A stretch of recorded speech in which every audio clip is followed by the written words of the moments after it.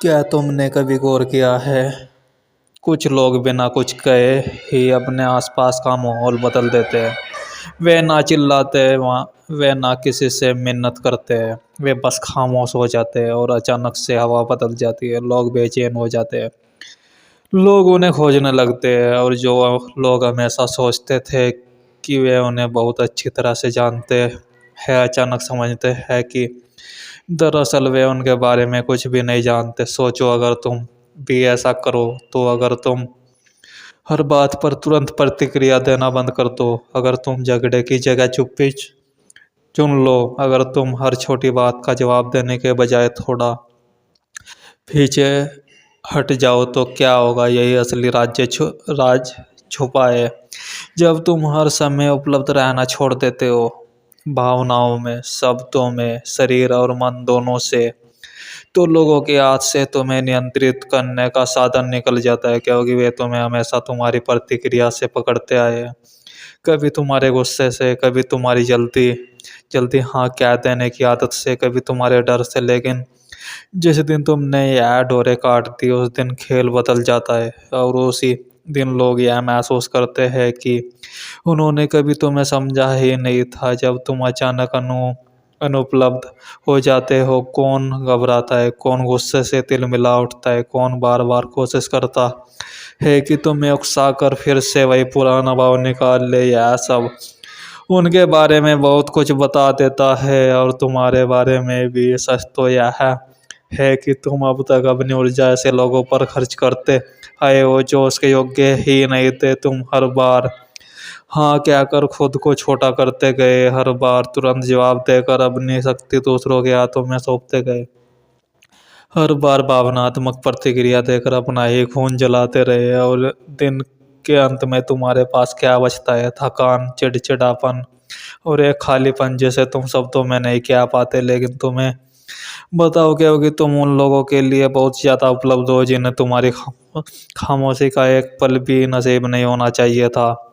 यह जो मैं कह रहा हूँ, इसका अर्थ यह नहीं कि तुम दुनिया से मुंह मोड़ लो। इसका अर्थ यह है कि तुम पहले खुद को चुनो। महान संतों ने कहा है, सच्चा अनुशासन है स्वयं को पहचानना। जब तुम यह समझ जाते हो कि चुप्पी हजार बहसों से ज्यादा ताकतवर है, तो तुम्हारे भीतर एक नई शक्ति जन्म लेती है। जब तुम पीछे हटते हो, भागने के लिए नहीं बल्कि होश में आने के लिए, तो वह पीछे हटना एक तपस्या बन जाता है। तो अब मैं तुमसे पूछता हूँ, कब तक तुम दूसरों की भावनाओं से बंधे रहोगे? कब तक हर बार कठपुतली की तरह नाचते रहोगे जब कोई तुम्हारे गाँव पर हाथ रख दे? क्या अब समय नहीं आ गया कि तुम उन डोरियों को काट दो, थोड़ा रहस्यमय बन जाओगे? क्योंकि जिस दिन तुम हमेशा उपलब्ध रहना बंद कर दोगे, उसी दिन से सब कुछ बदलना शुरू हो जाएगा। बचपन से हमें यही सिखाया गया है कि हमेशा हाँ बोलो, सबको खुश रखो, जल्दी जवाब दो, लेकिन नाराज ना हो। और धीरे धीरे हमें यह भ्रम दे दिया गया कि हमारी कीमत सिर्फ इसी में है कि हम कितने उपलब्ध है। लेकिन असलियत बिल्कुल उल्टी है। बहुत अधिक उपलब्ध होना कोई पुण्य नहीं है, यह तो कैद खाना है। जितना तुम उपलब्ध होते हो, उतना ही तुम दूसरों के हाथों का खिलौना बन जाते हो। लोग तुम्हें एक बटन की तरह इस्तेमाल करते हैं। जब ध्यान चाहिए तुम्हें दबा देते हैं, जब दिल बहलाना है तुम्हें ढूंढ लेते हैं, जब उन्हें सहारा चाहिए तुम्हें याद कर लेते हैं, और काम पूरा होते ही तुम्हें किनारे रख देते हैं। कितनी बार तुमने सिर्फ इसलिए मुस्कुराया क्योंकि तुम ना क्या क्या नहीं पाए, और कितनी बार तुमने थकान के बावजूद जवाब दिया क्योंकि डर था कि कोई नाराज ना हो जाए? कितनी बार तुमने अपनी सच्ची भावना छुपा ली सिर्फ इसलिए कि कोई तुम्हें ठुकरा ना दे? यही है आत्मत्याग, यही है खुद से धोखा, और यही है वह जाल जिसमें आज ज्यादातर लोग फंसे हुए हैं। यहाँ तक कि हमारी ऊर्जा भी असीमित नहीं है। हर हाँ और प्रतिक्रिया हमारे भीतर से कुछ निकाल ले जाती है, और जब यही ऊर्जा बार बार व्यर्थ खर्च हो जाती है, तो हम खोखले हो जाते हैं।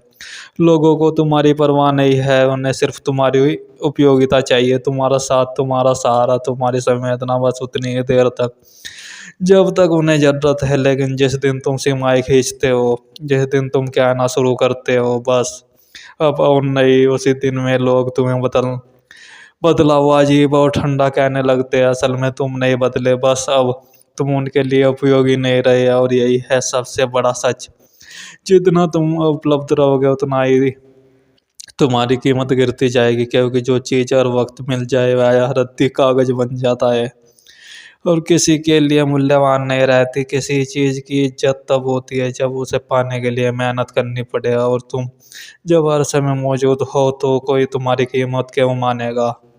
तो अब तुम सोचो, तुम्हारा समय किसे देना चाहिए, तुम्हारा ध्यान, तुम्हारी उपस्थिति, तुम्हारी सुनवाई, किसे सच में इसके योग्य मानते हो। और उससे भी ज़्यादा जरूरी सवाल है, कौन तुम्हारी अनुपस्थिति का हकदार है। लेकिन इस सवाल का जवाब देने से पहले हमें समझना होगा कि हम इतनी जल्दी प्रतिक्रिया क्यों देते हैं, हम हर बार क्यों झुक जाते हैं, हमारे भीतर यह तुरंत उत्तर देने की आदत क्यों बैठी हुई है। इसके पीछे हमारी ऊर्जा। कार्ल यंग ने कहा था, मनुष्य का मन कोई मशीन नहीं है, यह एक ऊर्जा तंत्र है। हर विचार, हर भावना, हर प्रतिक्रिया हमारी आंतरिक ऊर्जा का हिस्सा खा जाती है। अब सवाल यह है, क्या तुम तय करते हो कि तुम्हारी ऊर्जा कहाँ खर्च हो, या फिर दुनिया तय कर लेती है जब तुम किसी की बेकार सी आलोचना का जवाब देने लगते हो, जब तुम किसी की उकसाहट पर तुरंत पड़ते हो, जब तुम उन लोगों को खुश करने में लगे रहते हो जो तुम्हें कोई कदर ही नहीं देते। तो दरअसल तुम अपनी जीवन ऊर्जा वहीं लुटा रहे हो जहाँ से तुम्हें कुछ वापस नहीं मिलने वाला है।